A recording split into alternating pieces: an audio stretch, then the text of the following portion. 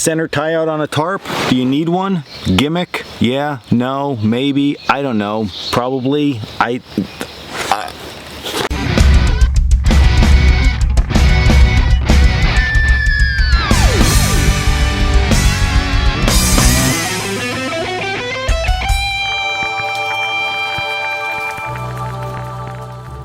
What's up guys, Dan here, Coalcracker Bushcraft. So I am here to tell you the answer to that question. Do you need a center seam tie out or a center tie out on your tarp?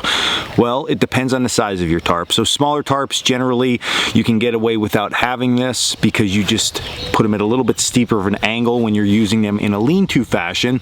But for larger tarps, you definitely need a center tie out.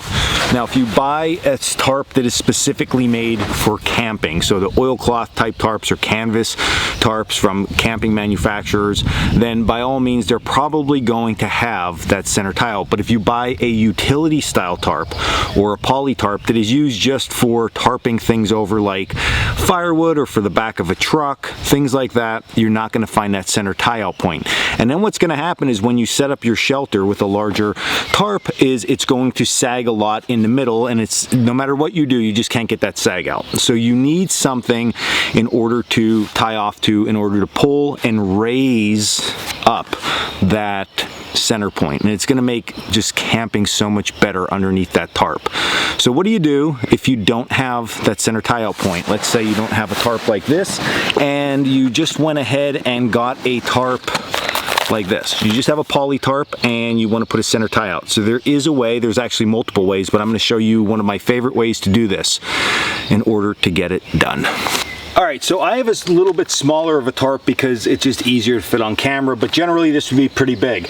What I like to do with these poly tarps is I flip them inside out first of all, and then second, you're going to fold it in half. And then once you fold it in half, okay, then you're going to go ahead and you're going to fold it in half the other way. So I first folded it across this way, now I'm going to fold it this way, and what that's going to do, once I get this nice and squared up, is that's going to give me my center point right here. So I just brought a Sharpie marker out today for this because I'm going to permanently set this up with a center tie out. So I'm just going to mark this with my Sharpie so I know exactly where that center point is. Now I can start the process. Now for this process, you're going to need some type of cordage, so that can either be paracord or bank line or literally whatever you would like. I'm going to use bank line for my actual tie out itself. Now that we know this center point, you have to open this entire tarp back up. But lucky for us, it is marked right here in the dead center, so I don't have to worry too much about it.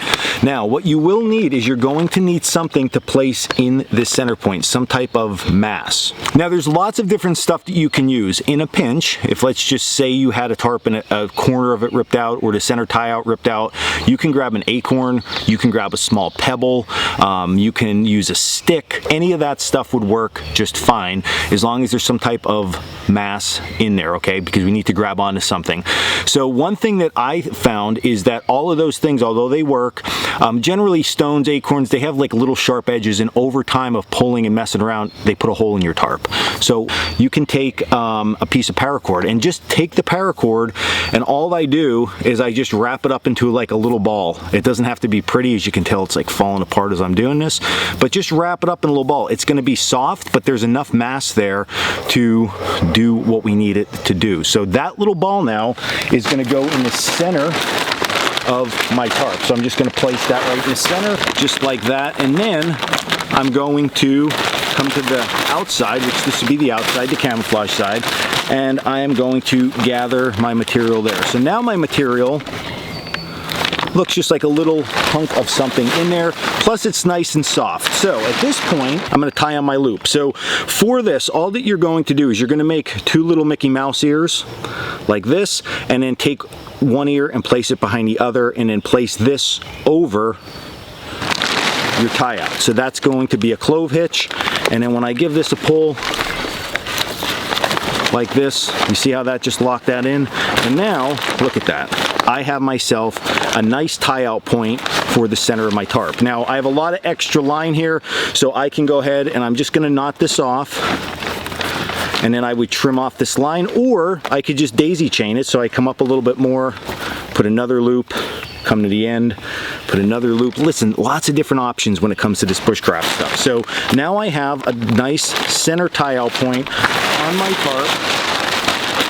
It's gonna work really, really well. All right, and that's today's hot tip. I hope you like this one. If you have tarps that don't have that center tie-out point and they are your go-to for camping or survival or bugging out, by all means, I highly recommend getting your center tie-out loops done ahead of time, and it's one less thing you have to worry about when you're out and about at camp. Or even better, grab all your tarps, get out to the woods, and put them in one day. It's a great excuse to get outside and stay in the woods.